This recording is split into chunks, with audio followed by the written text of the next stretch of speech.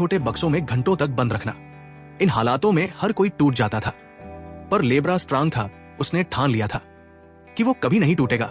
एक रात लेब्रास ने दोनों साथियों से कहा, हम यहां से जरूर भागेंगे। ये सुनने के बाद डार्वड पहले तो डर गया। उसने सोचा ये तो नामुमकिन है, लेकिन तभी जोजो बोला, नामुमकिन कुछ नहीं होता। अगर मैं अब तक जिंदा हूं तो इसका मतलब हम सब जिंदा बच सकते हैं। जोजो की बात सुनकर डार्वड में भी हिम्मत आ गई और फिर तीनों ने मिलकर ठान लिया, अब पीछे नहीं हटेंगे। अब जेल से भागने की तैयारी शुरू हो जाती है।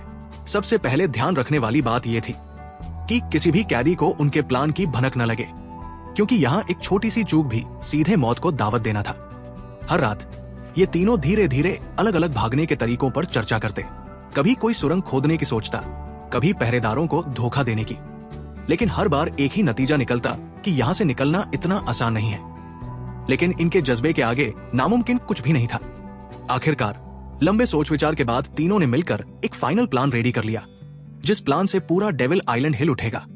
दोस्तों, क्या ये प्लान वाकई काम करेगा या फिर ये भी कैदियों की एक और अधूरी कोशिश बनकर रह जाएगा?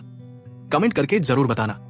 दिन रात की मेहनत के बाद लेब्रास और उसके साथी चोरी छिपे नाव के लिए लकड़ी, कपड़े और भागने के लिए जरूरी हर सामान इकट्ठा करने लगे। दिन में छोटी मोटी चीजें जुटाते और रात में मिशन की तैयारी करते। ये सिलसिला कई रातों तक चलता रहा। लेकिन आपने देखा होगा, जैसे ही आप खुश होते हैं, लाइफ में कुछ लोगों को मिर्च मसाला डालने की आदत होती है। वैसे ही एक रात कुछ कैदियों ने इन तीनों को चोरी छिपे सामान जुटाते हुए देख लिया और सीधे मेजर मार्तो के पास जाकर चुगली कर दी। और सुबह होते ही इन तीनों की परीक्षा शुरू हो गई। मेजर मार्तो इनके पास आया और गुस्से में डार्वड और जोजो को बुरी तरह प्रताड़ित करने लगा।